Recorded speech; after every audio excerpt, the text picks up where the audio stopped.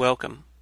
I'm Sebastian Mahfood, and you're listening to WCAT Radio, the on-air wing of En Route Books and Media, bringing you the dulcet sounds of Catholic wisdom. Well, hello everybody. Welcome back. This is Pat Flynn, and we have another conversation with Father Robert Spitzer.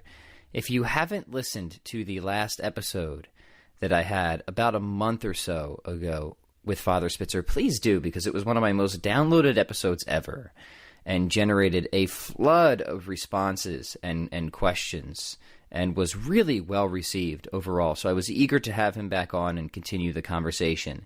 And like the last episode, I think there's going to be something here for everybody.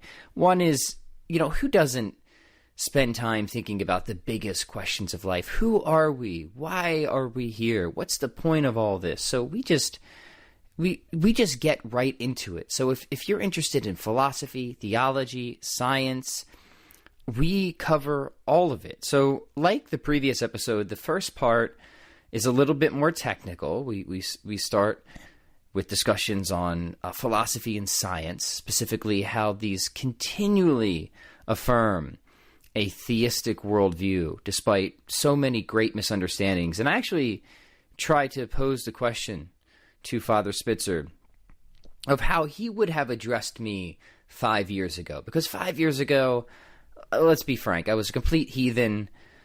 For most of my life, I would have considered myself an atheist. I thought religion, anything having to do with religion, anything even smacking of spirituality at all, was a complete sham. And, boy, do I have egg on my face, because I could not be further the opposite of that now. And it was because I discovered thinkers and writers and philosophers and theologians and scientists like Father Spitzer and read their arguments and studied their arguments that I became convinced that this is correct. This is true. So I throw that out there to him and I say, if you were talking to me 5 years ago and I was a complete skeptic and all this stuff, which I was, what would you say to me? How would you handle that? What would your arguments be? So again, I think you're going to really enjoy this because it starts off again a little abstract. So if you're into philosophy, you'll enjoy the first argument he gives. But then we get into physics, and that's really interesting, and cosmic fine tuning. And even if you have a mild interest in this stuff and like the multiverse and all these crazy physical theories, like what do they all mean, right? What do they all mean? Well, he goes into this, and he's eminently qualified to do this, by the way. He has his Ph.D. in philosophy of science, so he's definitely the guy to go to on these types of topics, and he makes a really fascinating argument out of that too.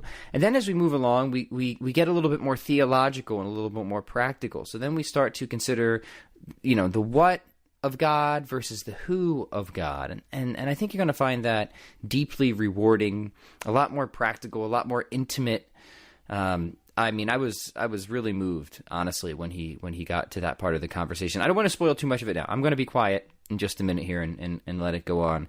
But one fun part I think you're definitely going to enjoy is a question that came in from the last episode was I have to ask him about exorcisms. What do we make of exorcisms? Are these real things? And we did get around to that. So whatever you think of exorcism, certainly they're interesting, right? The whole idea is interesting. So definitely hang around for that. I'm not going to end rewarding conversation. So I'm going to zip it. We're going to cue the old Tom Cruise sounding intro here, and then you'll be hearing my conversation with Father Robert Spitzer. Please enjoy. Ready to become better than most people and most things? Welcome to the Pat Flynn Show. Best-selling author, entrepreneur, fitness expert, and philosopher Pat Flynn teaches you how to learn and become amazing at almost everything through the concept of generalism, acquiring and stacking skills that will help you dominate in business and life. Want to get in shape? Write a book? Be a better precog division officer? Or simply launch a successful business empire? Well, sit back, relax, and listen as Pat and his guests offer digestible and entertaining insights on how to learn the skills, tactics, and strategies you need to pursue your goals and achieve the life you've always wanted. Hello, everybody, and welcome back. You need to pursue your goals and achieve the life you've always wanted. Hello, everybody, and welcome back. I'm really, really glad to be talking with Father Spitzer again. Father Spitzer, our last conversation had to be one of my all-time favorite episodes of the podcast yet. It was really well received, so thanks again for taking time to join me once more. So thanks for being here. Yeah. Oh, no, it's my pleasure and honor. I thank you so much, Pat, for the possibility of being on your show. Yeah, so there's a million and one things that I want to and could talk with you about. That's always my favorite kind of guest, where I actually have difficulty figuring out where to start. I'm like, do I want to ask Father Spitzer about artificial intelligence today or exorcisms? Which one is it going to be? but maybe we can get to a little bit of each as we move along. Sure. But I'm thinking back to my own. I often think about the various steps that I went through. You know, for many years, you know, I was not religious. I wasn't a believer of any kind. And now looking back, there were essentially three questions that I had to answer in the affirmative to become a Catholic. And those three questions were: one, regarding God's existence. Can we know that God exists? And can we know anything about God, you know, just kind of through reason alone? Number two is this radical Christian claim of the resurrection. Is that true? Did that really happen? We have basis for that. And then number three is, if so, what church? Did Christ specifically found the Catholic Church, or how do we make sense of all the various Christian religions? So I actually kind of want to back up and give you some room, Father Spitzer, here. If you were talking to me, you know, 5 or so years ago, and I was just at that kind of first stumbling block and retracing my steps from total unbelief to confirmed belief to confirmed Catholic, how would you go about answering these three questions? Yeah, well, with respect to the first question, the evidence for God, man, there is a plethora of evidence from different sources today, and I would probably start you. Now, a metaphysical proof of God's existence can be a little rough going for a beginner, but it's really nothing but logic and definitions, and really sort of mastering, you know, that logic and definition. But then you can plow into it. You know, I wrote a book called New Proofs for the Existence of God, Contributions of Contemporary Physics and Philosophy. And I give 3 of those metaphysical proofs in that particular volume. But if you go to crediblecatholic.com and click on the big book and then click on volume, but if you go to crediblecatholic.com and click on the big book and then click on volume 1, I've got 2 metaphysical proofs right there, free of charge. Don't have to buy anything. I have another metaphysical proof coming out in December, International Philosophical Quarterly. And again, that one won't be available on the website until the IPQ has published it. But anyway, I would probably start off with a metaphysical proof for God's existence. Now, there are simpler ones than the ones I do, but the ones that are there on the website, Incredible Catholic, they basically cover all the bases. So by the time you're done with that metaphysical proof, you should have a pretty airtight case that unconditioned or uncaused reality must be what we call unrestrictedly intelligible. And that's just a mouthful. That just means it must answer from within itself, or must contain the data within itself to answer all possible questions, correctly. Then once you establish that it's unrestrictedly intelligible, then you can prove that it's one and only one. And then you can show that it is an unrestricted act of intellection. And then you can show that it is the creator of all else that is. Now, I know, this is like going through 30 pages of proof in 5 propositions. But you have to do it that way. You basically have to start with the necessity for an uncaused reality. Otherwise, in 5 propositions. but you have to do it that way. Mm-hmm. You basically have to start with the necessity for an uncaused reality. Otherwise, the entire world, everything would be nothing if there weren't at least one uncaused reality. And you can prove that very definitively. Secondly, the unrestricted intelligibility of that reality. That, in other words, there are no limits to what it is. I mean, the minute you say that this thing exists through itself, and that's what it means to be uncaused, that it exists through itself.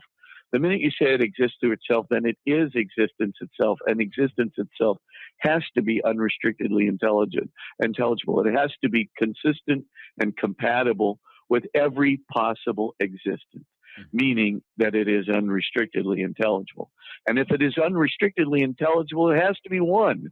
I mean, how can you have two unrestrictedly intelligible objects? Mm-hmm. The answer is you can't, because one would have to have something, be somewhere, be in another dimension that the other one was not. But the other one that's not it can't be unrestrictedly intelligible, because it's not something that the other one is. It's not somewhere that the other one is. It doesn't have something that the other one does. It's not in a dimension that the other one is, in which case it's by definition restrictedly intelligible.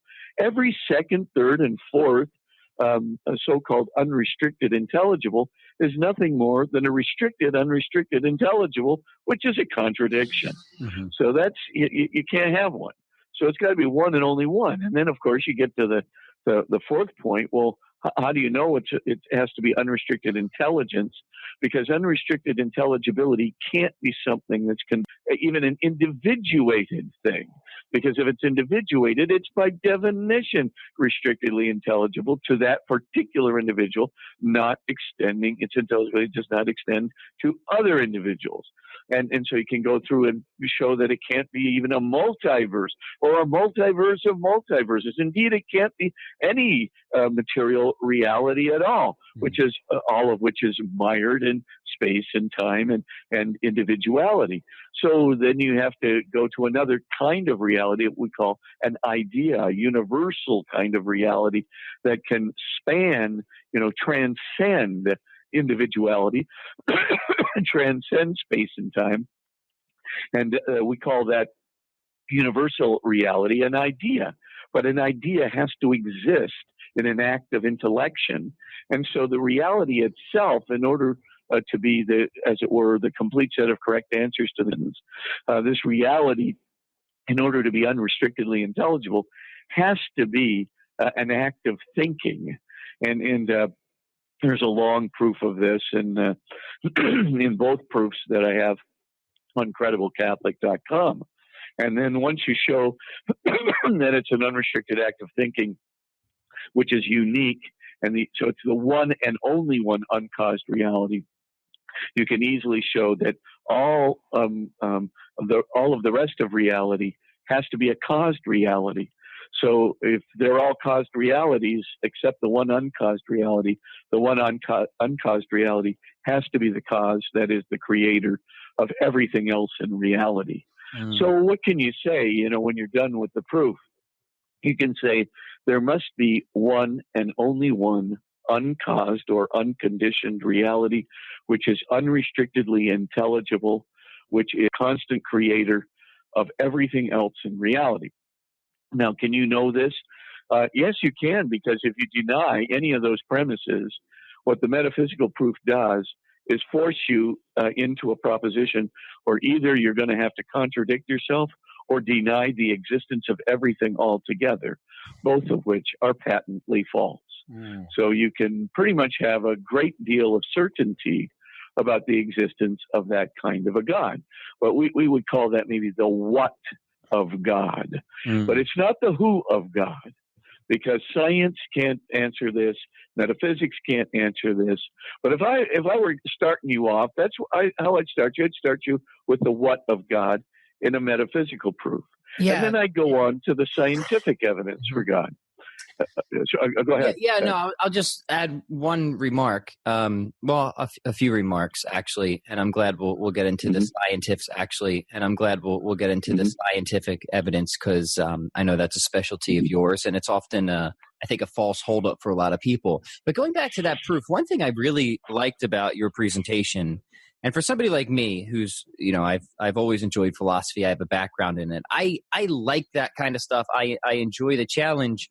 But you're kind of running this contingency argument. I don't want to say in reverse, but it kind of is. You're not starting from a causal principle like the principle of sufficient reason and then driving through that way. Rather, you sort of prove that you kind of prove causation rather than assume it, don't you? Yeah, that's exactly the point. So, the old Bertrand Russell contention, that all metaphysical proofs of God assume the causal principle. That is, everything must have a cause. Well, the minute you say something like that, of course, that's as dumb as you can be, because it provokes the question, well, what's the cause of God? If everything must have a cause. But a metaphysical proof, in point of fact, doesn't do that at all. What it does is it shows you that you must have at least one uncaused reality in the whole of reality. Otherwise, the whole of reality would be nothing. And you can show that very conclusively. Then, so now remember, we're already saying there has to be at least one uncaused reality. So then you prove that one uncaused reality is unrestrictedly intelligible, and therefore it has to be one and only one. And therefore, it has to be the constant creator of all else that is. Now, once you've done that, right, notice then that you can't ask the question, well, what caused God anymore?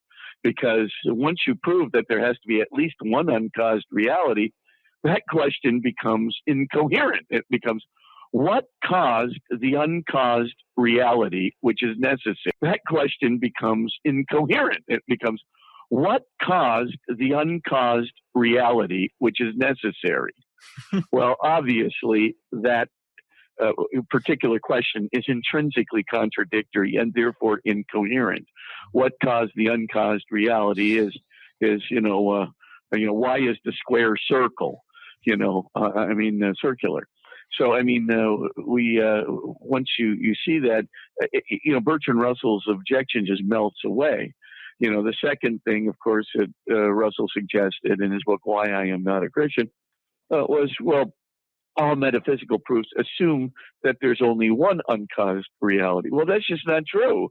Every single proof that I have submitted, the two on crediblecatholic.com and the new one that's coming out, all of them do not make that assumption. They show that the uncaused reality, because it's unrestrictedly intelligible, on crediblecatholic.com and the new one that's coming out, all of them do not make that assumption. They show that the uncaused reality, because it's unrestrictedly intelligible, must be one and only one. So that's the objective there. So Russell those objections melt away. Yeah, and Russell had significant influence on me when I was younger. And then when I actually went back and read Aquinas and people like you and contemporary commentators, I wonder, did Russell ever read Aquinas? If so, he must have had a real hard time understanding him because he just seemed to get it so wrong. Oh, well, I really don't know. Never really made a study of Bertrand Russell, but as a kid, I was influenced by Russell for sure. But I kind of, it wound up having the opposite effect on me.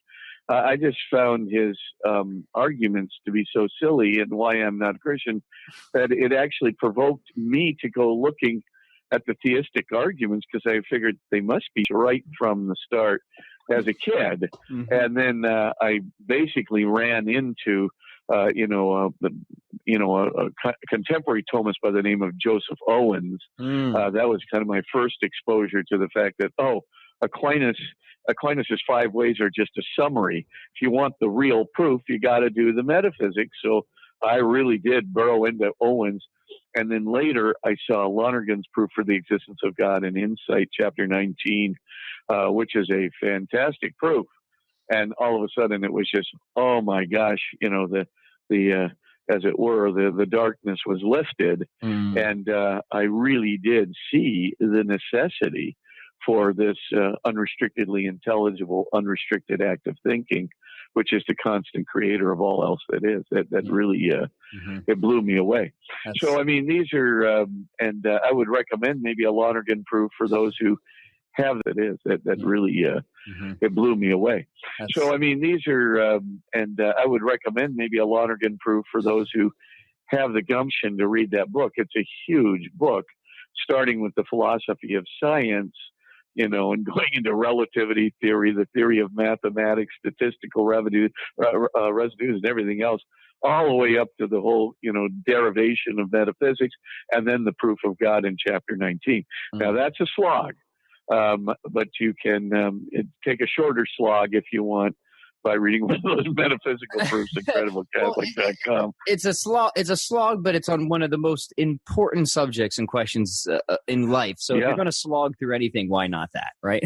Yeah, absolutely. I mean, it matters so much. I'm totally with you. When I was a kid, I didn't mind the slog because I just thought, wow, this is it for me. My whole life pivots. This is it. Leagues, I think, right? Yeah.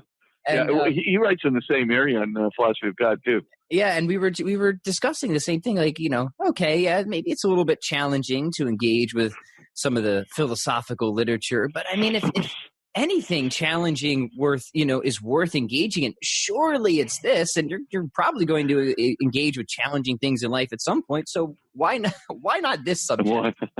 Yeah, exactly. I mean, and so for me, even as a kid, I was exposed to Lonergan. He came, delivered a lecture on the 5 functional specialties. And when I was, a kid, I didn't understand a whole lot of it, but one of my professors, Father Dave Lee, just sort of said, you got to read this book, Insight. And, here's this book. It weighs a ton, I can see it's got over 900 pages. I'm thinking, oh my gosh, So, but I kept whacking because it was so important. I wanted to know everything.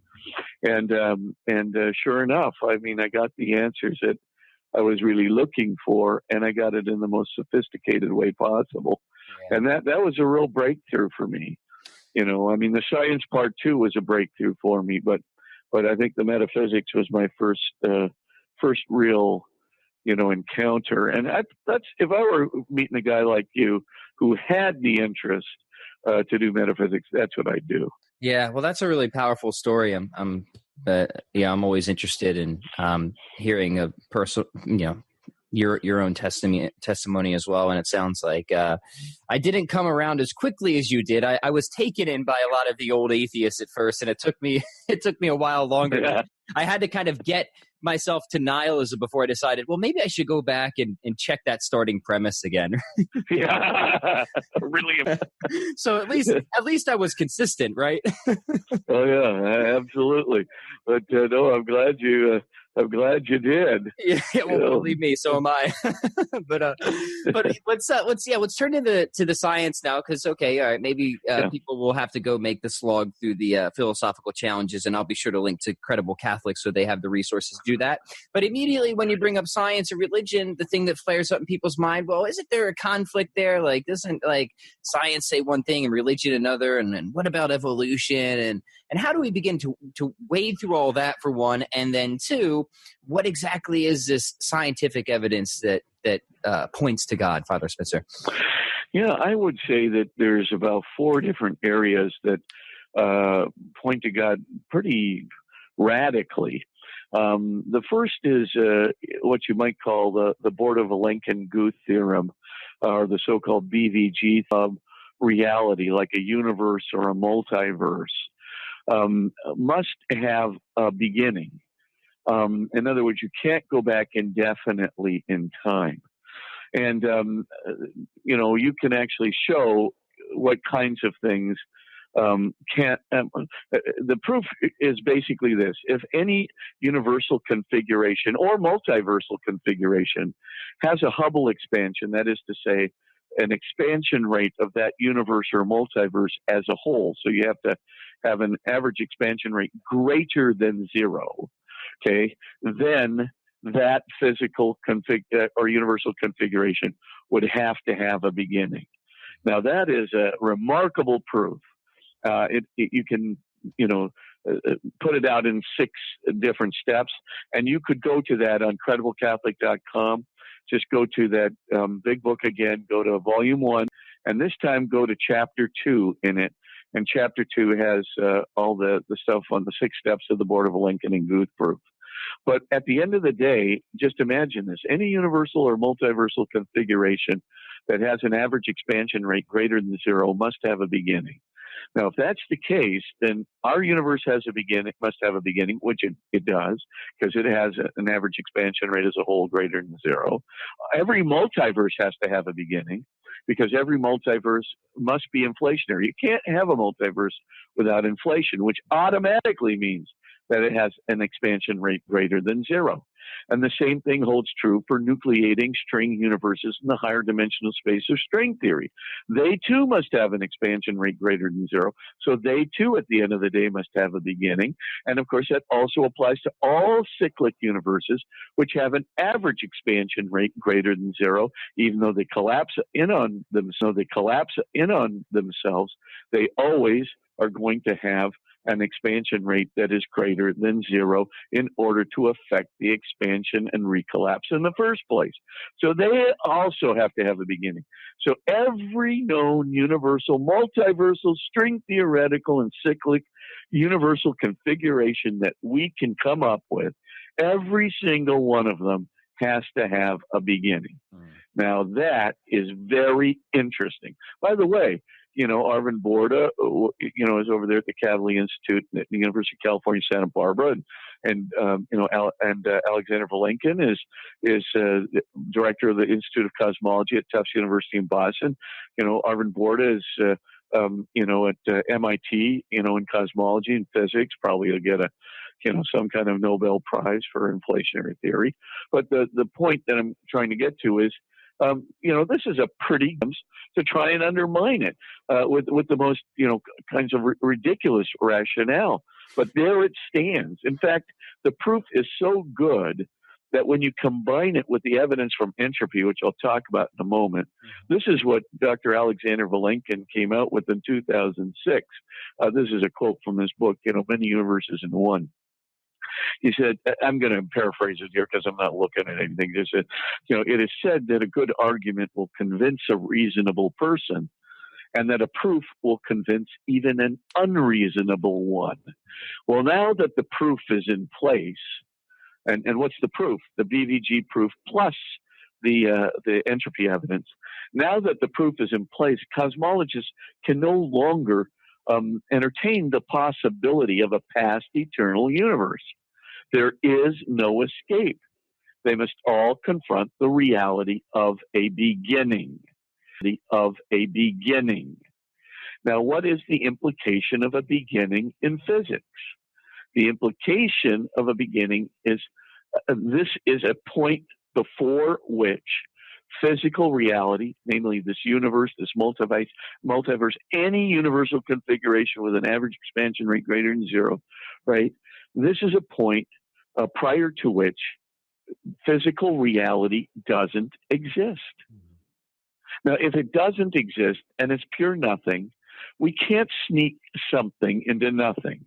We don't want to be calling nothing, for example, a very low or even 0 energy state in a field.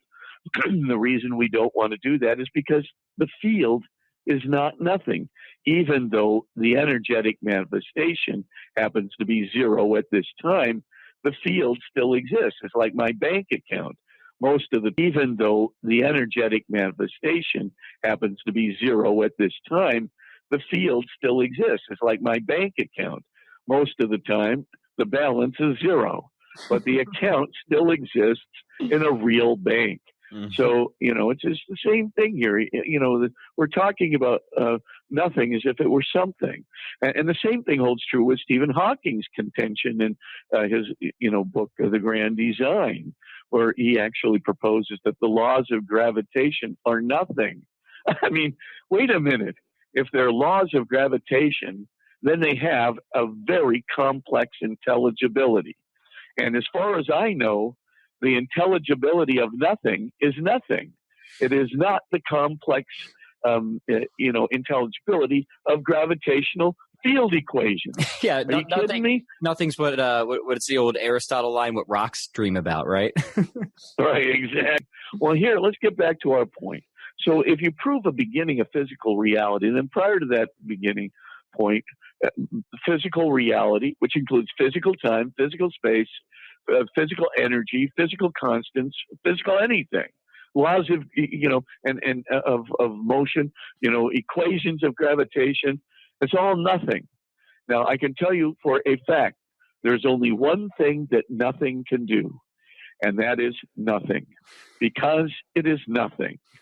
And if that is the case, then something would have had to have moved the physical reality from nothing to something when it was nothing. In other words, something beyond physical reality would have had to have moved physical reality as a whole from nothing to something when it was nothing. And that something which is beyond physical reality from nothing to something when it was nothing.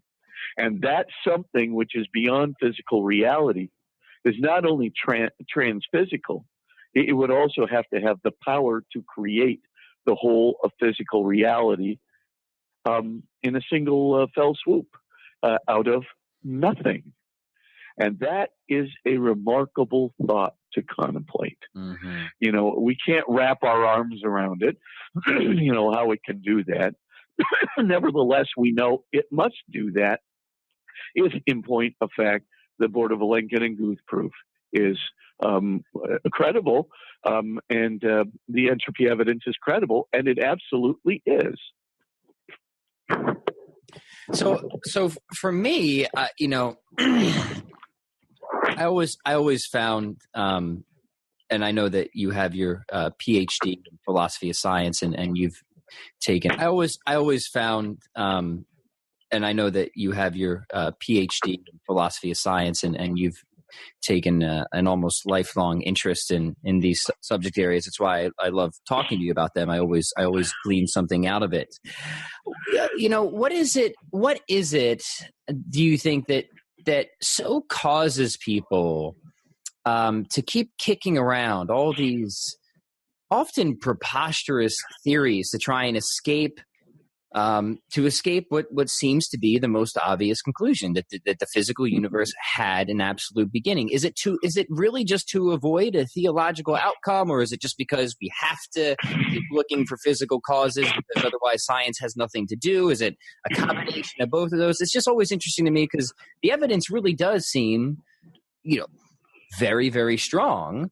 And yet you see such resistance to it all the time. And, I certainly don't want to attribute malice to it. I understand that science by necessity, has to have a physicalist bias. But at some point, when do you just kind of accept, like, hey, maybe we have hit the limits here, and maybe you should start considering theological or philosophical explanations? Yeah, I would say three things, are three reasons come to mind almost immediately. I mean, one reason that's evident is some scientists do not want to believe in God. They want to avoid a theological conclusion at all costs because many of them just don't want to be responsible to a moral agency outside of themselves. So that's one reason. A second reason is because a lot of scientists want to be absolutely sure that they have eliminated any physical possibility, even if the physical possibility is almost an absurdity. Absolutely sure that they have eliminated any physical possibility, even if the physical possibility is almost an absurdity from the get-go, so that you're crafting all kinds of space-time configurations where part of it is going, the arrow of time is pointing backward, and part of it, the arrow of time is pointing forward. And you've got all these things, put together in the most ridiculous ways, in order now, even, maybe that physical possibility will cover it. No, that won't cover it because you got a contradiction here, there, and somewhere else. oh, well, then how about this one? And okay, well, that won't cover it because you got this other problem over here. And so they go on and on and on, and they probably will keep going on and on and on, even with the most esoteric, highly improbable, in fact, that's, you can sort of, you have to find a line, that in the sand. Where are you going to stop? Before you, you finally can make a conclusion that you need a metaphysical, a beyond physics solution to this problem. That physics just isn't going to be able to explain how something came from nothing. It's just not going to do it. So you're going to have to find some other metaphysical causation. And I think that's where the same group of scientists, though, they want to be very thoroughgoing. They want to examine every possibility. And I think a lot of them are authentic. And I think a lot of them who go to the ridiculous extremes, they sort of betray their own desire to belong to the first camp. I really don't want to believe in God. I really want to believe that scientists, maybe can be godlike in their, almost, authority or something of that nature. They like to believe kind of in the autonomy and even the supreme nature of science. But science can't be supreme. Observational data, empirical evidence, right? And empirical evidence is just one kind of evidence. It really never even gets to intellection. And so it is, the physicalist bias can't even explain conceptual thinking activity, to be honest with you. So, but it is a problem.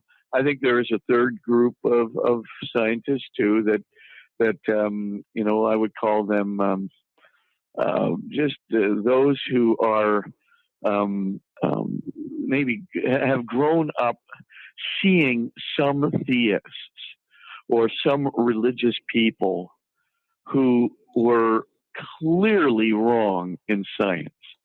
So in other words, some person proposes instead of a 13.8 billion year old universe, the universe is 6,000 years old, and then says, I can show this scientifically.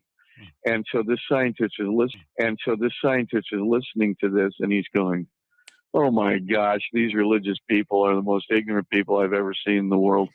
Click. That's the end of religion for them for the rest of their lives.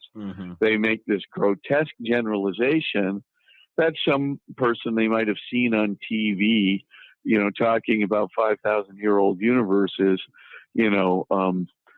represents the whole of religious thought, which is so clearly not true. And so, happily anyway, a lot of people today, a lot of scientists today are moving away from that kind of generalization. And I think because of the preponderance of new scientific evidence for God, the preponderance for new metaphysical evidence, or the preponderance of new scientific evidence for God, the preponderance for new metaphysical evidence, or new metaphysical realities and explanations. I think we've moved from about 42% of scientists being theistic to today we've moved to 51% of scientists being declared theists, according to the AAAS study, the American Association for the Advancement of Scientists survey. Wow. So I think the scientists are coming round. A lot of them are, and I think the fine-tuning evidence, which I haven't gotten into yet, but I think the fine-tuning evidence is another huge reason for the increase in scientific theism. Yeah, so it sounds like there's a series of, because we're never going to see, God is not just one being in the universe. So I think that if people are coming in with the idea that we're somewhat disappointed, but what we can use is we can use scientific evidence in a philosophical argument for a theological conclusion is what we're really saying, right? Mm-hmm. So what's some more of that scientific evidence then that we can start to put together in these arguments you mentioned? Yeah, I think Pat, I think the fine tuning evidence is also prolific. I just finished a brand new article in Macmillan, a reference book called Theism and Atheism, Opposing Philosophical Arguments.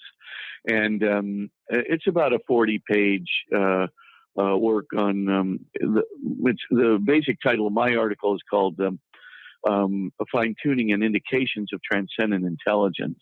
And it's kind of a long slog again.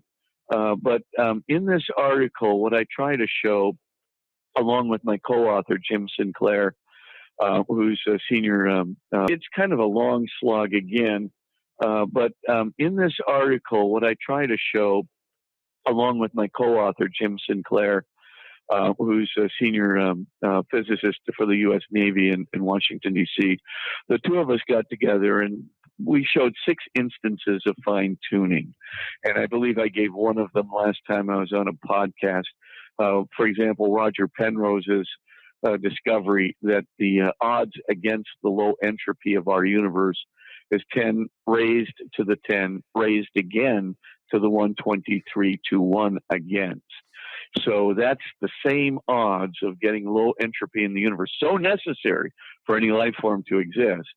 That number is so far against the odds, it's the same as a monkey essentially typing the entire corpus of Shakespeare by random tapping of the keys in a single try. Now, of course, there are huge, inexplicable, orderings of our universe that are beyond any imaginable, realizable probability. Mm-hmm. So, what are you going to do with something like that? Well, scientists basically have tried to explain these kinds of fine-tuning coincidences by, 6 apparatuses, that come up pretty frequently.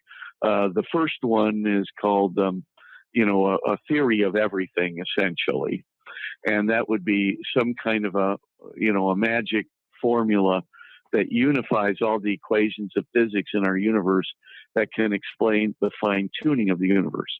The problem with that is not only that any known theory of everything, that has been attempted, but frankly, even trying. Problem with that is not only that any known theory of everything, that has been attempted, but frankly, even trying to bring together the known equations of physics to explain all the free parameters. And free parameters are basically, our constants values, for example, and they can have any value they want. Nothing is determined in our universe to those constants. So they're called free instead of determined parameters. And can we get a theory of everything, that'll explain all the free parameters in our universe? It is highly, highly, highly unlikely. And besides that, even if you can explain all the free parameters with the theory of everything, you'll never explain the fundamental laws of physics by a single theory of everything. Theory of everything, you'll never explain the fundamental laws of physics by a single theory of everything. So, and then of course, you'll never even explain, the occurrence of laws that order things, right? So you can't just explain, the laws themselves. You have to explain how a law which orders things to ordered conclusions everywhere present in the universe, what are the odds against that? And of course, they're astronomically high against such an occurrence. So, at the end of the day, the theory of everything just kind of goes belly up. It really isn't going to work and hasn't worked. Mm-hmm. Another one that has constantly come up, scientists have appealed to, are so-called cyclic universes. And again, there's a variety of reasons why the cyclic universe have a collapse of the universe or a collapse of the system after a certain amount of time. Well, as you have a collapsing entity toward what's called a singularity, basically you get the highest imaginable entropies possible as you're approaching the chaotic condition, going toward a singularity. And at the end of the day, what you wind up with is a black universe. That is to say, a universe in complete thermodynamic equilibrium. It has, highest possible entropy, and that means that there's no free energy left to do anything with. So any expansion out of that collapse wouldn't have any order in it at all.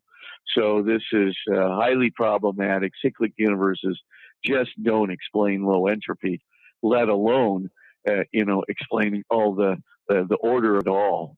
So this is highly problematic. Cyclic universes just don't explain low entropy, let alone explaining all the order of the universe and the order of the laws of the universe.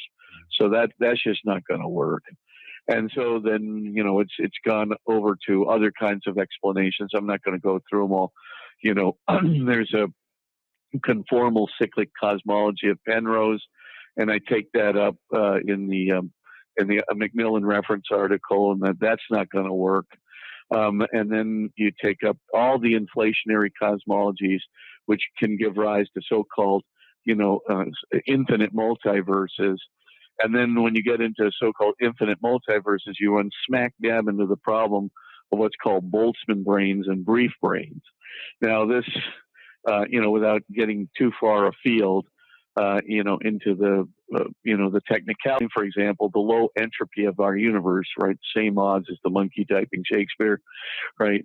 In order to explain that in any meaningful way with the laws of the universe as we now know it, it would be much, much more likely that a Boltzmann brain existed. In other words, that you, Pat, are a Boltzmann brain that literally kind of instantaneously comes into existence with all the memories and all the thoughts that you are currently having right now of the universe as it is, than to have the universe as it is.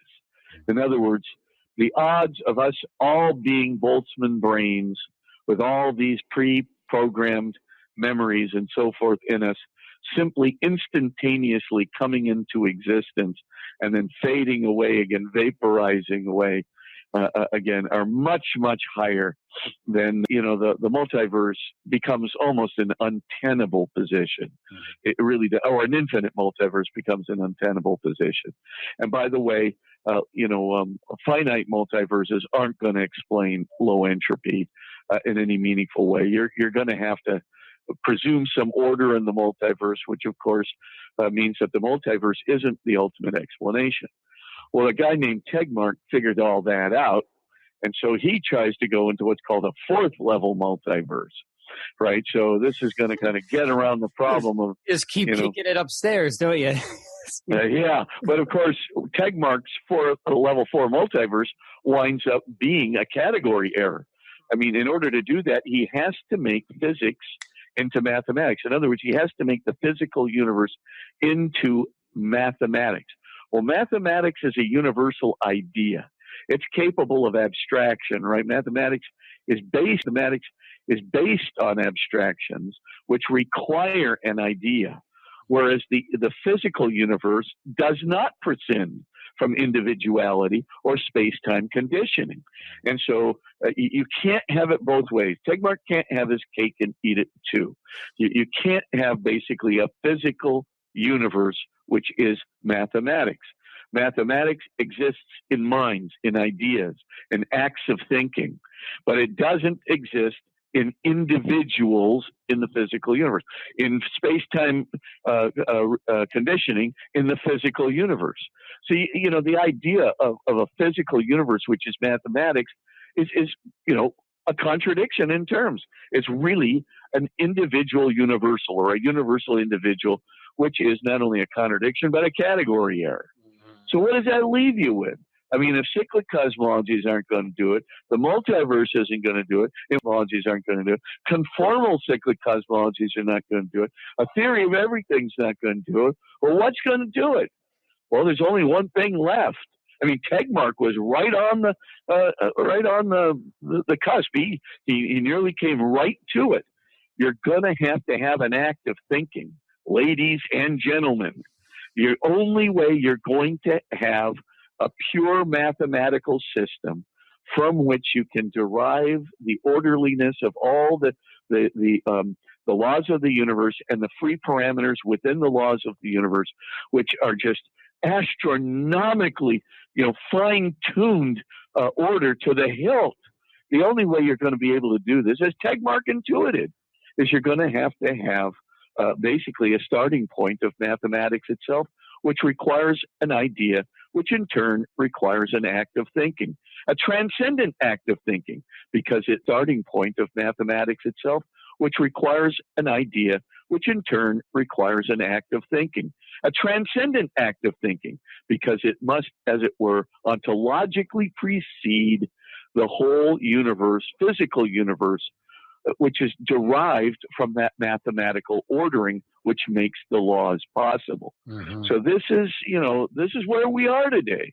I mean, the fine tuning of the universe, is so explicit, right? That you can't just try to get out of it by some simple statement, or Victor Stenger's book, The Fallacy of Fine Tuning, to claim that it's all a subjectivist viewpoint on the part of the physicist.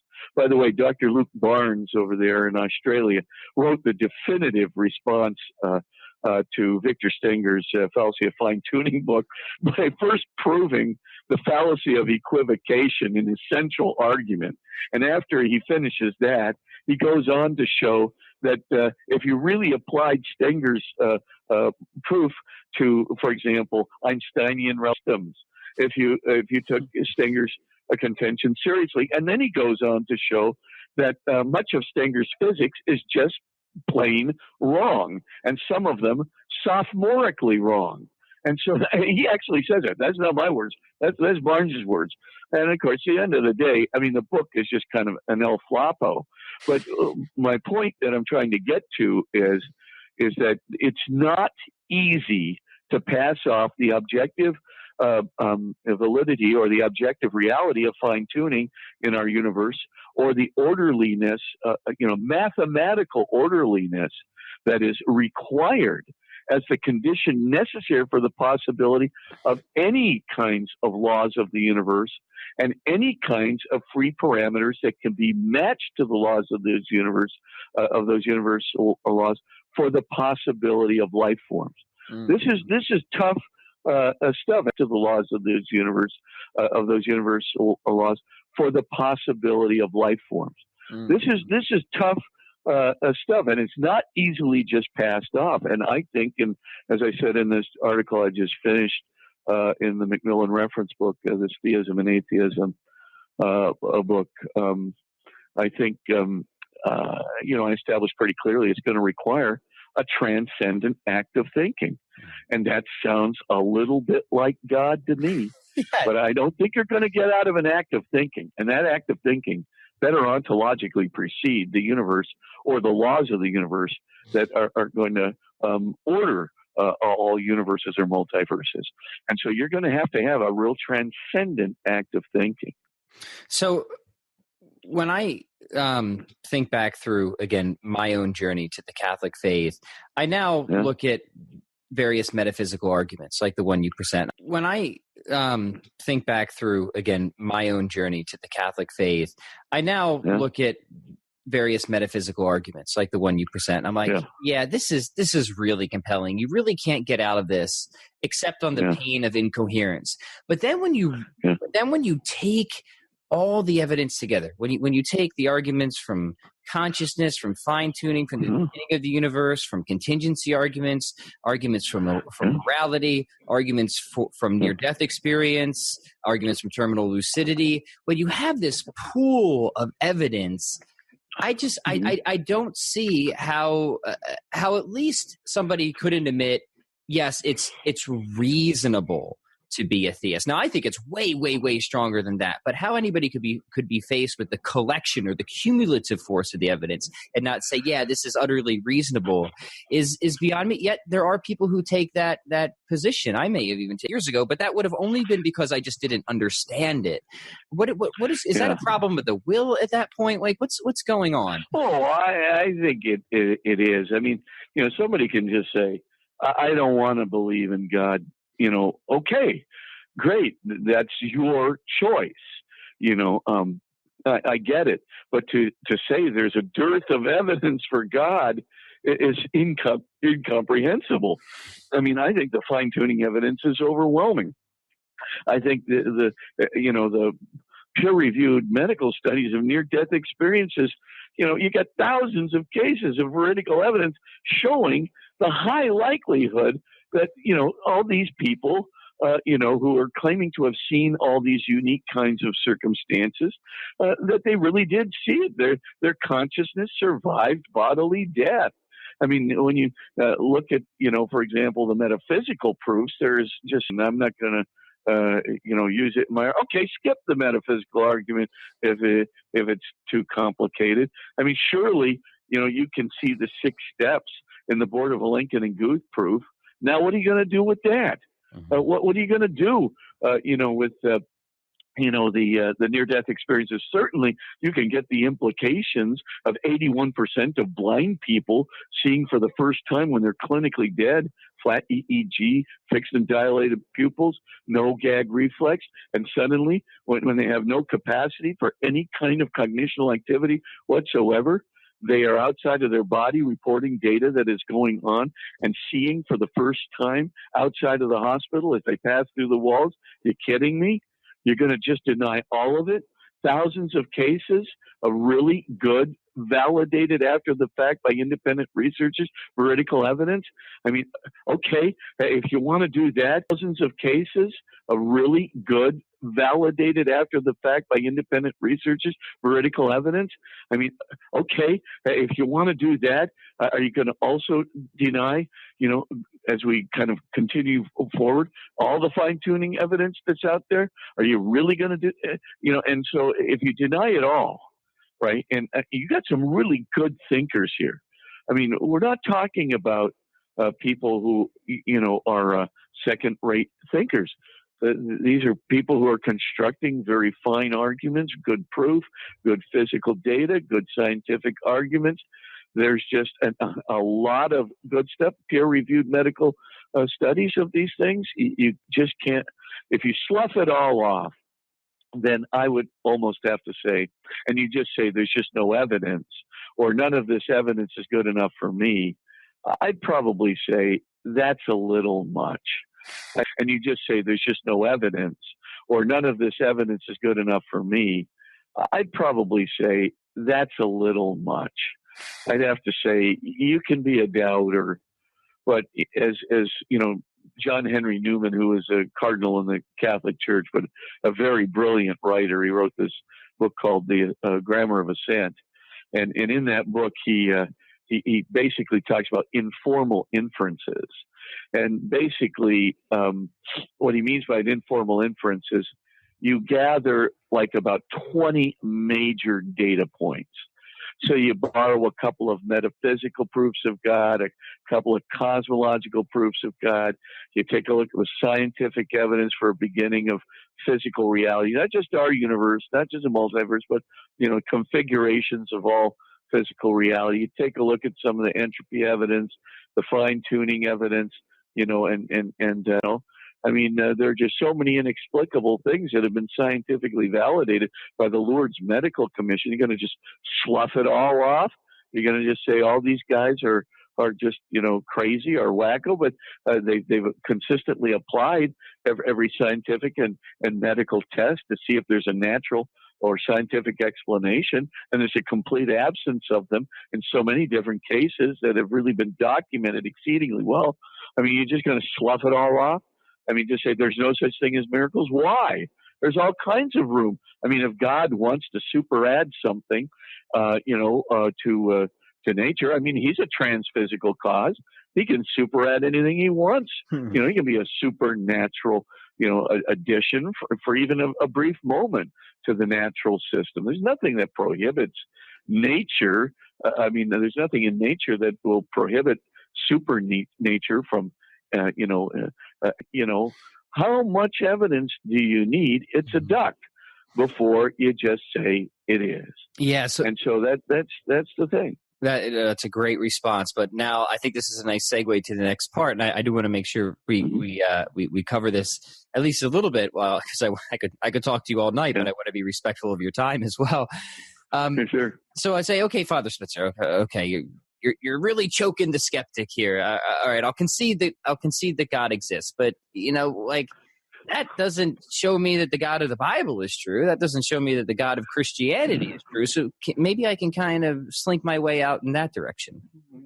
And indeed, I did try it one time, believe me. Well, it's the whole point, Pat, that you're going to have to get to a point of the who of God, right? What can science tell us? Science, I think, can come to a point of a who of God, right? What can science tell us? Science, I think, can come to a point of a reasonable and responsible belief that there is some transphysical intelligence that is the creator, of physical reality as we know it, that is itself, like I said, transphysical and intelligent. I think we can, and causative. I think science can come to a reasonable, responsible belief.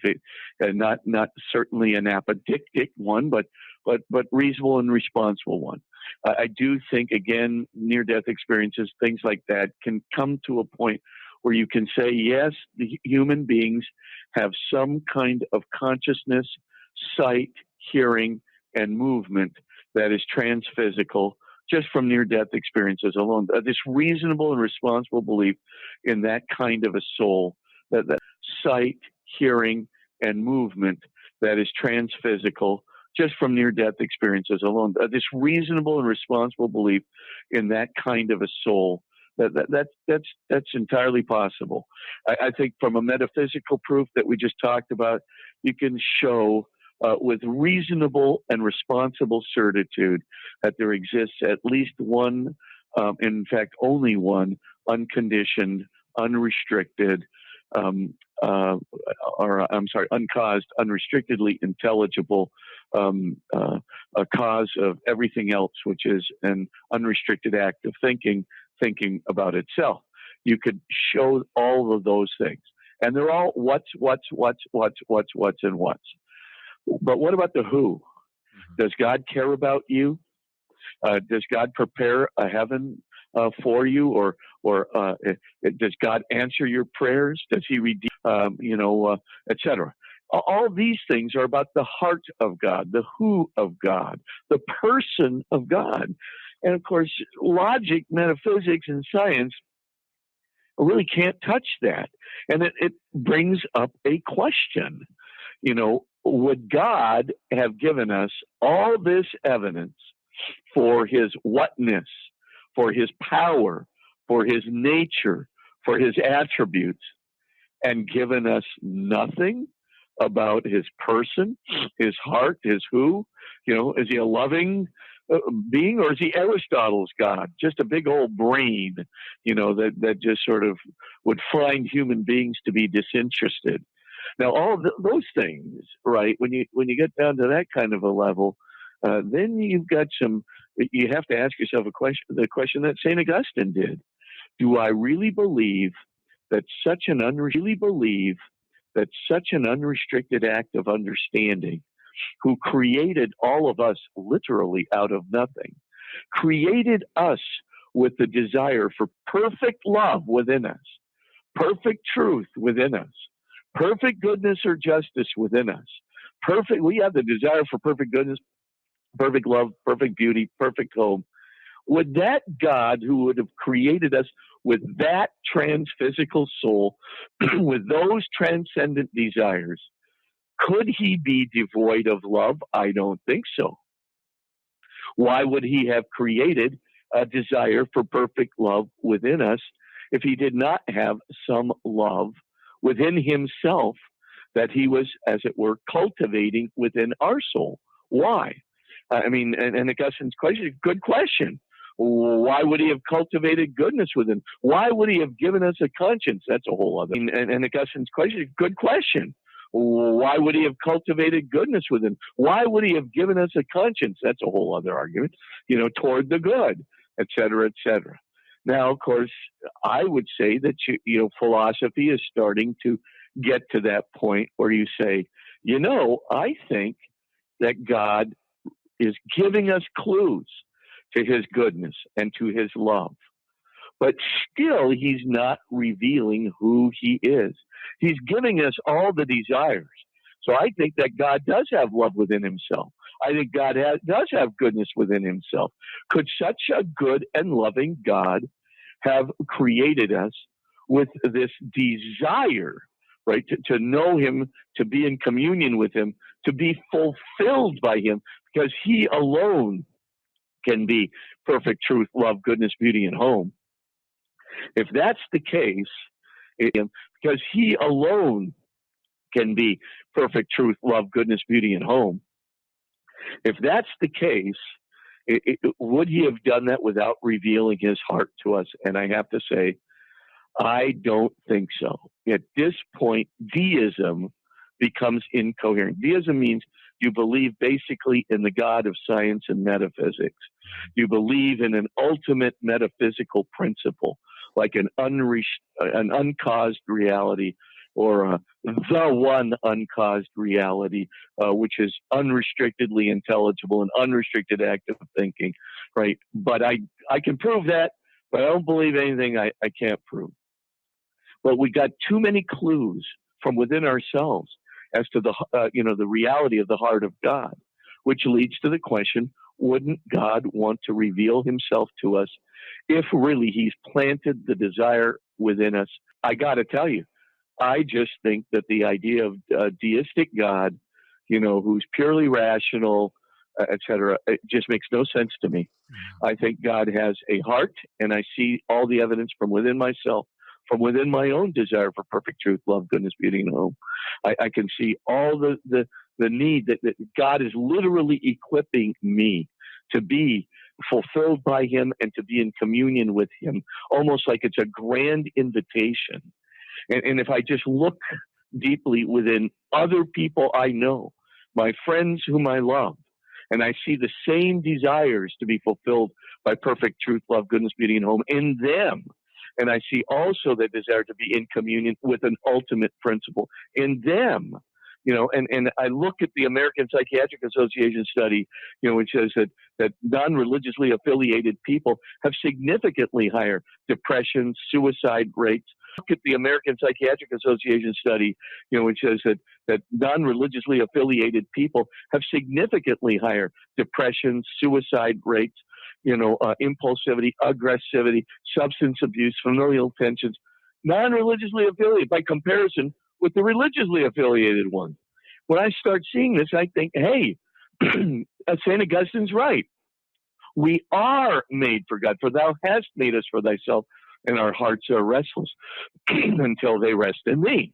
Now, that means I think God has to be self-revealing.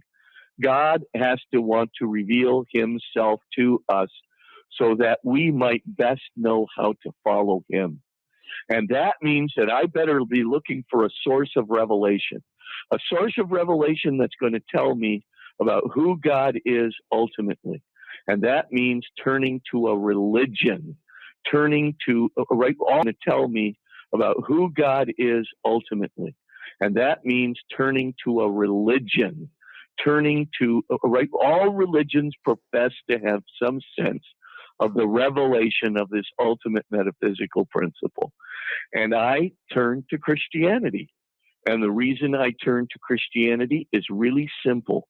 The core tenet of Jesus's revelation to all of us, the core tenet in that revelation is that God is unconditional love, and that he is unconditional love, and that he has a heart. And of course, God has an unconditionally loving heart. Now, of course, I'm using the metaphor heart, but that is to say that he is unconditionally loving. I think the parable of the prodigal son is the most profound thing I have ever seen. I mean, once I got it, once I understood that the father in the parable was none other than God, Jesus' consummate revelation of who God is. and I see that this, younger son has spent all the money shaming his family, abandoning his election in his country, shaming and abandoning the law of God, the Torah, and God himself. When he spends all the money on dissolute living, he lives with the pigs and becomes ritually impure. This guy has done everything possible you can do in first century Palestine that would make every Jewish person go, ugh, this person is irredeemable. I mean, there's no, the father has perfect justification for disowning him in his totality. And he comes home with a lame excuse that how many of my father's servants have more than enough to eat. I know I'm just going to ask my father to take me back in after I've done all this stuff to him, to the family, the country, the election, the God he loves. He's done all this stuff, and he's going to come back in and just say, just treat me like one of the servants. But what does the father do? He doesn't disown him in his totality. He runs out to meet him, kisses him, gives him sandals, which means elevates him above the status of a slave, gives him a tunic, which elevates him to the status of aristocracy, gives him about the nature of God. God loves us so much he'd actually come to be with us, Emmanuel, God with us, and die for us in an act of complete self-sacrifice and self-gift in order to bring an act of love into the world which would redeem us all. When I finally got the message that this is the who of God, and this is just the way he would do it in perfect humility. He would come to a dinky little planet in a dinky little galaxy, in dinky little Bethlehem, in dinky little Israel amidst all these empires, in a stable, poor as poor can be. Would God do this? A perfectly loving God would do that. That's exactly what he would do. When I finally got the message of the who of God from Christianity, I was mind blown. No, heart blown. And that's what led me to start looking for the proof of the resurrection, for example. And boy, when I connected the evidence for the resurrection, the really good stuff from like N.T. Wright, the resurrection of the Son of God. You have to read that book. I think it's the best historic. It's quite a tome, but I recommend it all the time. It's a slog, but it's medical evidence is fantastic. Then when you combine it with the evidence from the Shroud of Turin, here on that shroud, you have basically a non-photographically sensitive linen cloth, and on that cloth there is an image, a perfect three-dimensional photographic negative image, and that image is so precise that it literally can tell you the inside and the outside of that body, from the bones on the inside all the way to the flesh surrounding it.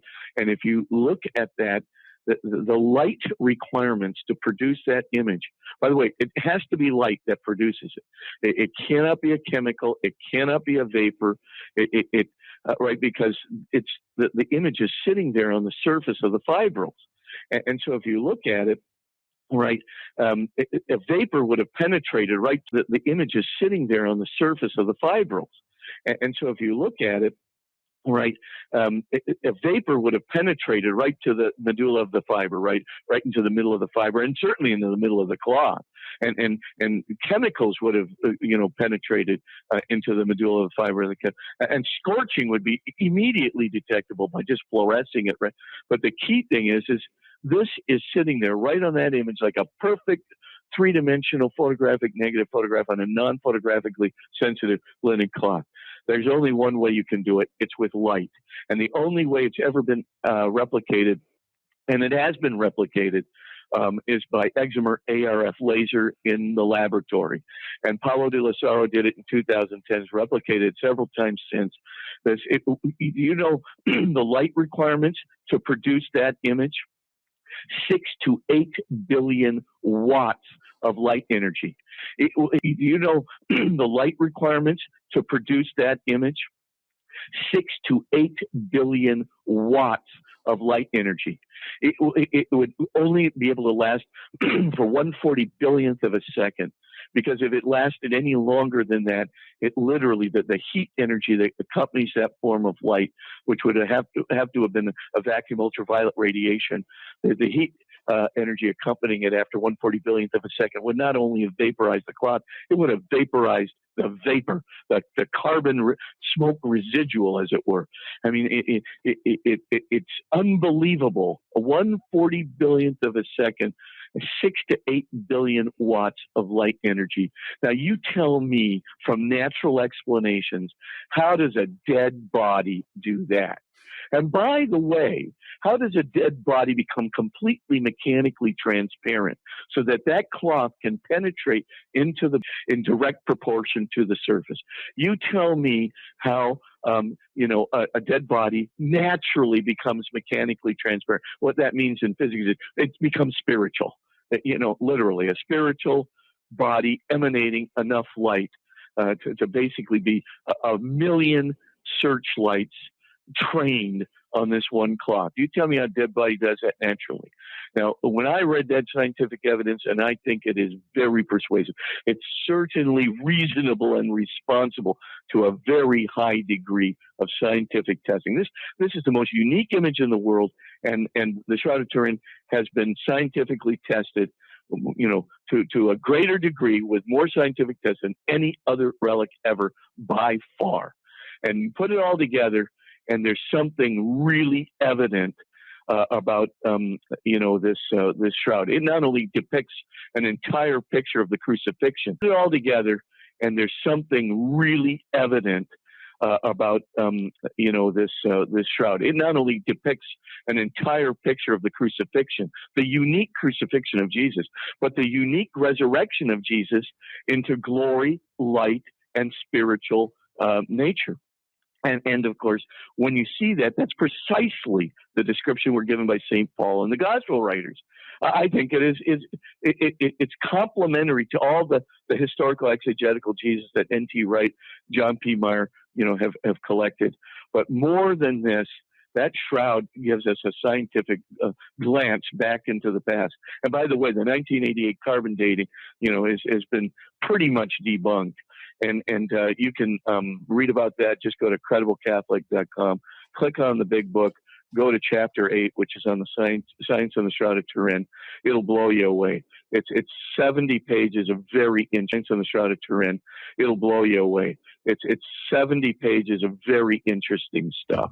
But this is just a scientific examination of that relic. Well, I think when you start to. Yep. I'm sorry. No, continue. Yeah.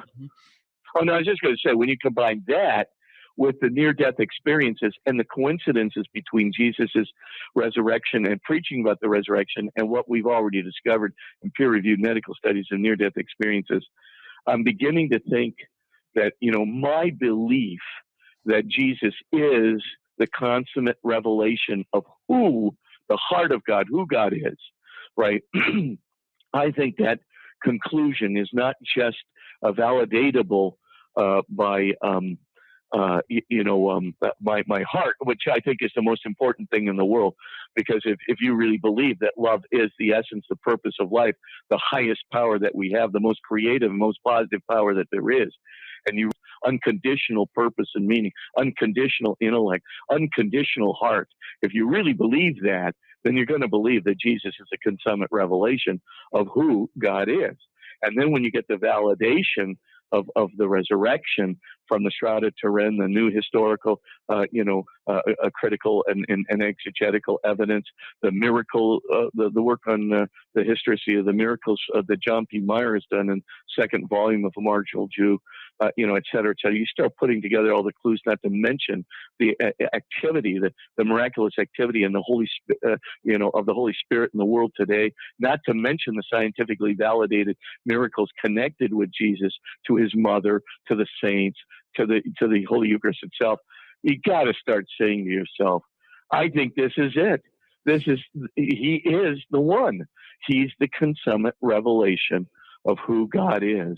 And that indeed who God is. And that indeed makes all the difference. So, and this really is, by the way, the Shroud of Turin wasn't something that I really discovered until after I had become Catholic. And I wish that it was presented to me earlier, because the evidence is really good. So I'm glad that you brought that up, because that was a piece of evidence that wasn't essential to my conversion, obviously, because I discovered it later, but certainly is worth sharing and learning about. So I want to make sure we'll definitely link to Credible Catholic, because people could spend many, many productive and fruitful hours on that website diving into a number of the arguments here in much greater detail. But I'm glad you brought that up, because it's a line of evidence that I don't think gets enough attention for how strong it actually is. Yeah. Now, I agree, and I just think it is a remarkable relic, and there's for how strong it actually is. Yeah. Now, I agree, and I just think it is a remarkable relic, and there's a lot of really key scientists who've been part of this, and a lot of scientists who've moved from agnosticism, to Christianity, in one fell swoop, just because of the evidence on that shroud.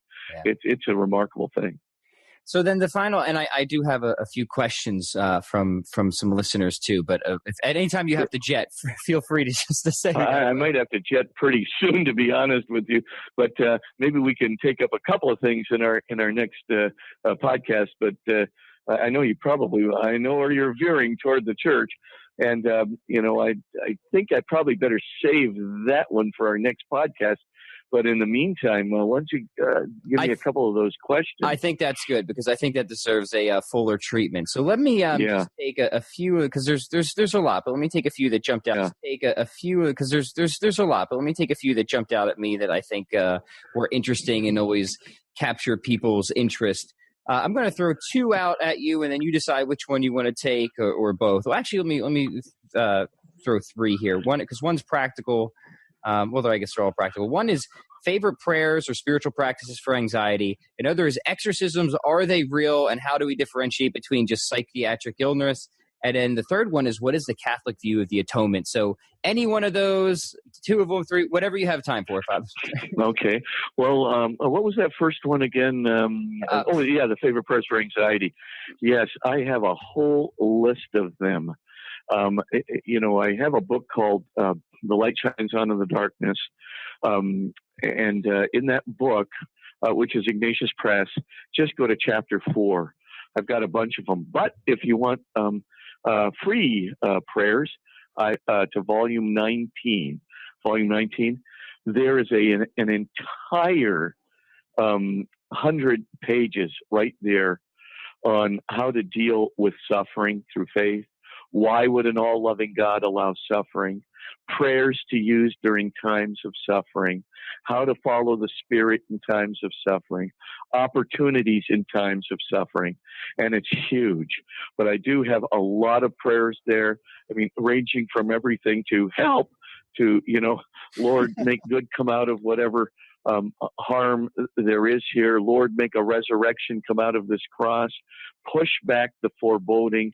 I really have a lot of them. Another website you could go to, the listener, is just go to www.magiscenter.com. That's MAGIS Center.com. And just click on, if you go to the free art until you get to the one on Getting Started on Prayer.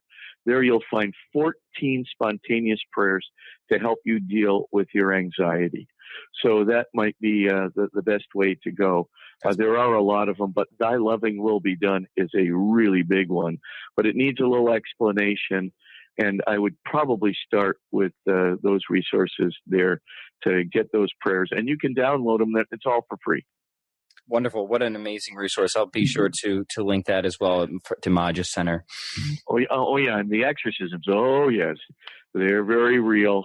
And you have to spend some time dealing with psychoanalysis to make sure that it isn't just a psychoanalytic effect. If you go to, crediblecatholic.com, you can go to the big book again, and this time crediblecatholic.com. You can go to the big book again, and this time go to volume 14, And in volume 14, you will see a summary description of the exorcism of Robbie Mannheim. That was the exorcism done by 10 Jesuits over at St. Louis University back in, between, I think it was 1944 to 45. And it started in Maryland, but proceeded to St. Louis, was completed by the 10 Jesuits there. And this diary is really, truly very significant, and it's corroborated by that was the Exorcist movie. This was the real exorcism behind the movie. William Peter Blatty got a hold of that diary, but there was a guy named Allen, Allen, I believe it is, and his I got to look up his book, but the book is called Possessed anyway. That is a very well footnoted book, and the entire diary of the Jesuits is contained in the appendix to that book. So get this book by a guy named Allen. It's not the first name; it's his second name, and the book is called Possessed. And you can actually see the amount of evidence for everything that happened in that exorcism, and it's something. There's another article, a couple of articles that have come out by a psychiatrist named Richard Gallagher. He's from Yale. Another article, a couple of articles that have come out by a psychiatrist named Richard Gallagher.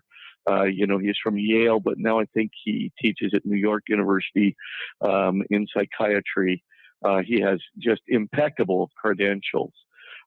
Gallagher has been on the team for several different exorcisms, and he describes the exorcism of a former satanic priestess named Julia. That's obviously a pseudonym, but in any case,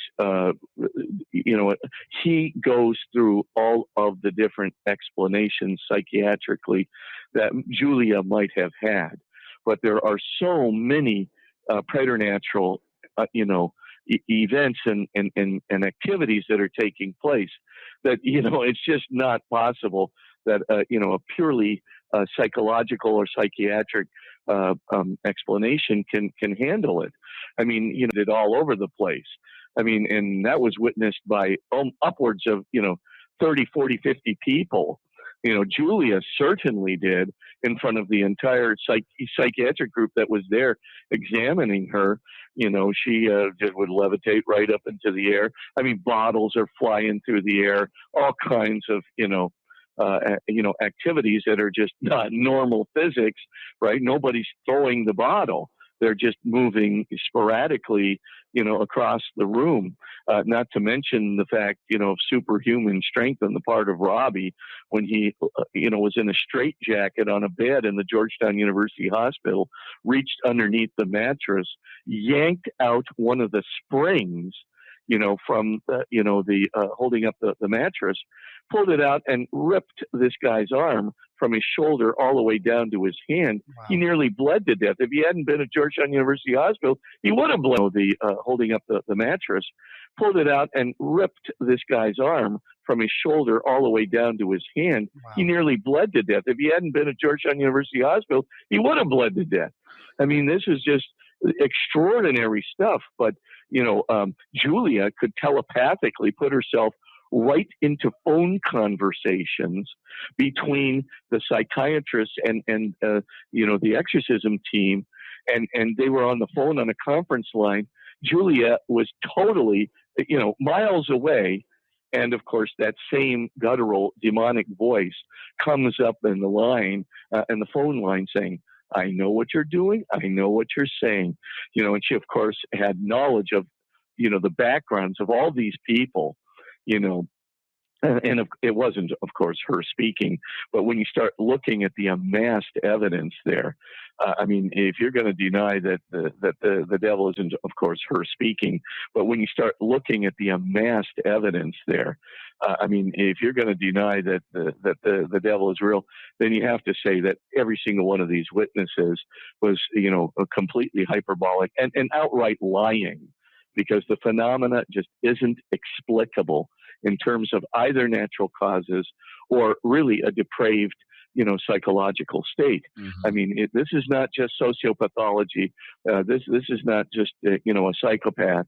This is really and by the way, I in this chapter 14, go ahead and just take up the summary of the Robbie Mannheim exorcism and also the Julia exorcism, and I go right through the whole thing of, could it be bipolar? Could it be a personality disorder? Could it be a psychopathic diagnosis? Could it be more than me about this?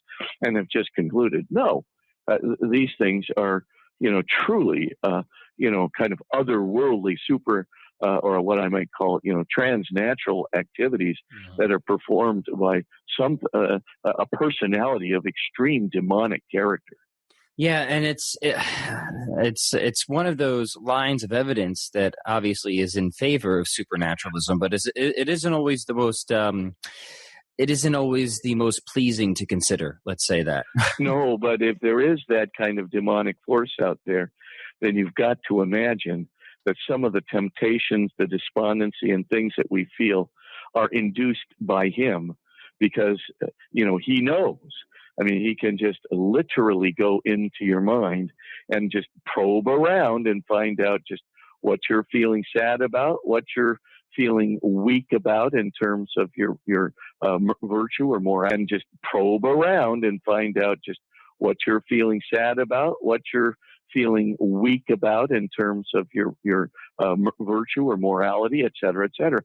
And if that's the case, perhaps Jesus is not just the answer in terms of unconditional love, but perhaps Jesus is the answer to our protection from the forces of darkness. I'm just finishing up an entire volume on this, and just talking quite frankly about why Jesus is the answer. But he allows us to be free, so he's going to allow us to be tempted. And so yet if we appeal to him, Jesus does not only protect us, he inspires us, he guides us, and he'll lead us away from the darkness, away from egocentricity and sensuality and hatred, into the light.